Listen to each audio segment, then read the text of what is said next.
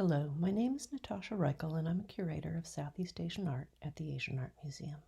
Today I'll share an artifact on a pair of men's short pants from the Philippines. How does one talk of a pair of pants? How does one explain the significance, artistry, and even the resilience of a pair of men's short trousers? As I was trying to think of what to say about these, I was reminded of the Dr. Seuss book, in which the main character is terrified by a pair of empty pants.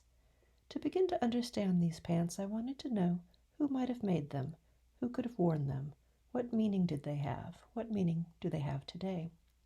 How does one even try to do this while sheltering at home, not being able to speak the languages of the communities that produced and used these? Luckily, we can turn to scholars who have spent lifetimes dedicated to learning about the textiles of the Philippines. With their help, some answers are clear. We know that pants like these were once commonly worn in Mindanao, the large southern island in the Philippines, and were made by women artisans skilled in weaving and embroidery. Peoples of the region are known for their distinctive textile traditions. Weaving is tied to the foundation myths of Mindanao. Many indigenous peoples live in the vicinity of Mount Apo and Mount Matutum, dormant volcanoes and important spiritual centers. When the anthropologist Cherubim Quezon was conducting research in Mindanao, her guide told her a story which Mount Apo was a god married to Matutum.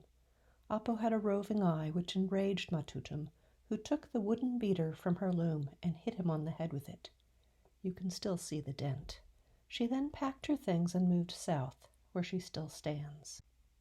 Today, the number of women weaving has drastically declined, and everyday wear is much like it is all over the world. But on special occasions, people don treasured heirlooms and newer renditions of traditional clothing styles. Looking closely at this pair of short trousers, we can see they were woven from abaca, a fiber extracted from the leaves of a type of banana plant. The fabric is burnished after weaving, giving it a sheen that is especially prized. Filipinos have used abaca for centuries to make textiles. It is one of the strongest plant fibers.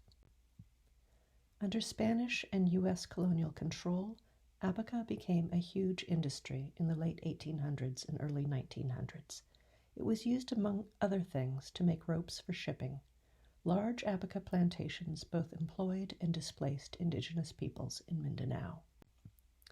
Today, abaca is still used in all sorts of products, including the manila envelope, which takes its name from where abaca was exported. After the abaca fibers are harvested, processed, woven, and dyed, the cloth is decorated with shell sequins and intricate embroidery. Different groups in Mindanao are known for distinctive techniques of textile decoration. The sequin work here makes it likely that these pants were made by the Blon people, who were especially known for ornamentation using shells.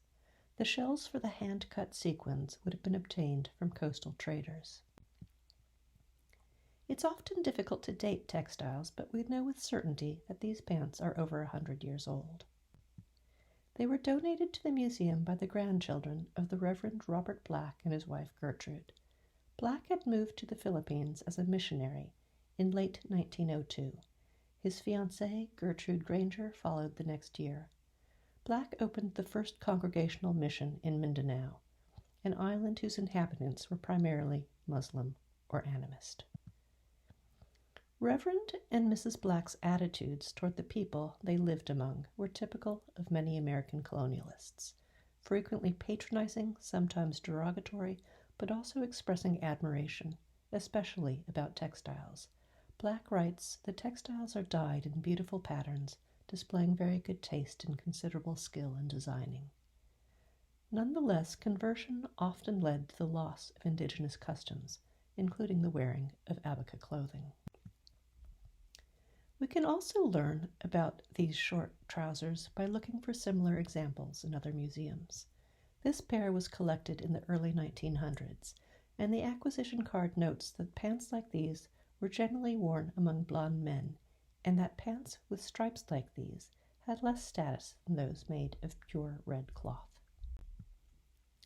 Today, although there are community efforts to revive weaving, there are few master weavers left in Mindanao.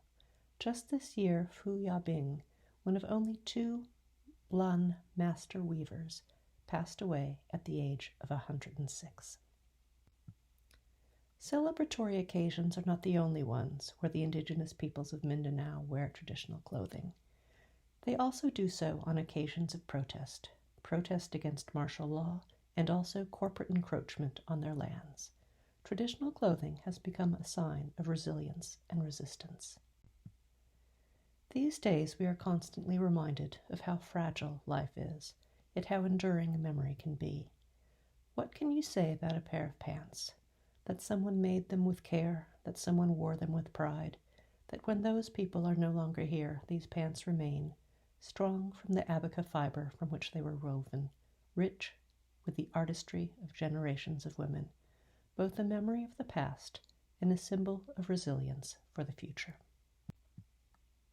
Thank you for watching this artifact from the Asian Art Museum.